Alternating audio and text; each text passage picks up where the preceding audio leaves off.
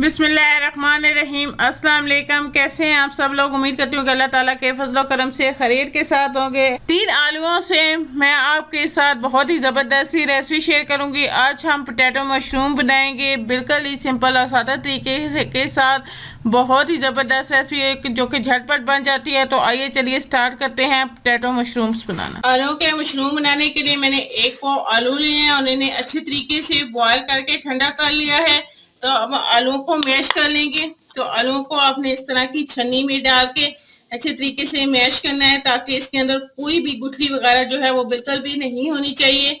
आपने इसको मैशर की मदद से मैश नहीं करना, बल्कि छन्नी में डाल के इस तरह से आपने इसका बिल्कुल स्मूथ सा पेस्ट जो है वो निकाल लेना है। इस तरह से हाथ या चम्मच की मदद से आप इस तरह से हम चम्मच की मदद से इसे दबा दबा के इसका स्मूथ सा पेस्ट जो है वो निकाल लेंगे। आलूओं को अच्छे तरीके से मैश कर लिया छन्नी से। ये देखिए, बिल्कुल आपने इसका स्मूथ सा पेस्ट बना लेना है। कोई भी गुठली वगैरह इसके अंदर नहीं होनी चाहिए। ये आधी प्याली कॉर्नफ्लोर है, ये इसमें शामिल कर लेंगे और इसे अच्छे तरीके से मिक्स करके आपने इसे डो की शक्ल में तैयार कर लेना है। आलूओं को जैसे आप आटे की डो बनाते हैं, इसी तरह से आपने इसकी डो तैयार कर लेनी है। इस तरह से आपने इसकी बिल्कुल स्मूथ सी डो बना लेनी है। ये देखें, बिल्कुल इस तरह से परफेक्ट जो है वो आपकी डो तैयार हो जानी चाहिए। अब इसके छोटे छोटे से बॉल्स बना लेंगे। इस तरह से आपने इसके स्मूथ से बॉल्स बना के रख लेने हैं। इसी तरह से मैं सारे बॉल्स जो है वो तैयार कर लूंगी। इन सारों को मैंने रेडी कर लिया है। तो अब इसको शेप दे लेंगे। तो इस तरह की आप कांच की बोतल लें, इस पे ऑयल या घी जो है वो आप अच्छी तरह से लगा लें और इस तरह से एक पकड़ के आप इसके सेंटर में इस तरह से दबा के आस्ते से इसको निकाल लें। तो ये देखें, इस तरह की आपकी ज़बरदस्त सी शेप बन जाएगी। और इस तरह बाकी सारों के अंदर भी मैं इसी तरह से शेप बना लूंगी।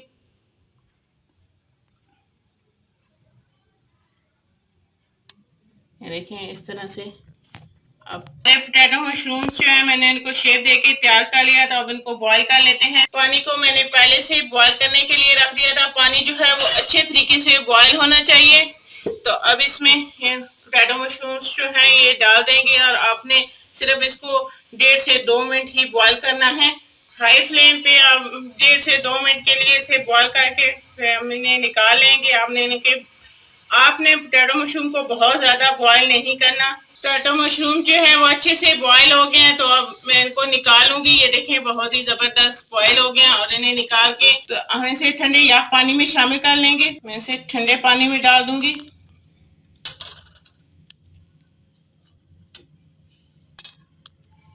इधर भी आपने 1.5 से 2 मिनट ही ठंडे पानी के अंदर इन्हें रखना है और फिर इन्हें निकाल लेना है।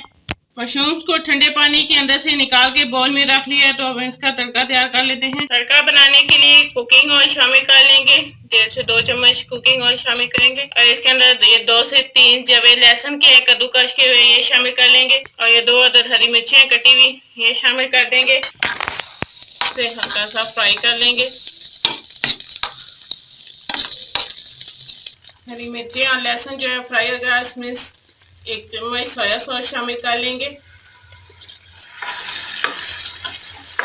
साथ ही आधा चम्मच नमक, 1 चम्मच कश्मीरी लाल मिर्च शामिल कर देंगे और इसे अच्छे तरीके से मिक्स कर लेंगे। और हमारा तड़का जो है ये तैयार हो गया मशरूम के लिए। अब इसे मशरूम के ऊपर डाल देंगे। डाल के मशरूम को मिक्स कर लेंगे।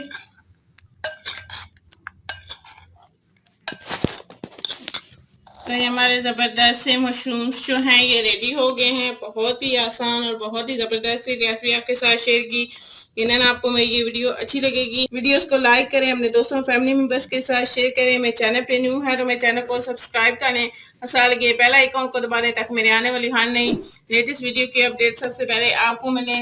इंशाल्लाह नेक्स्ट किसी ज़बरदस्त सी रेसिपी के साथ आपसे दोबारा मुलाकात होगी। अल्लाह हाफ़िज़।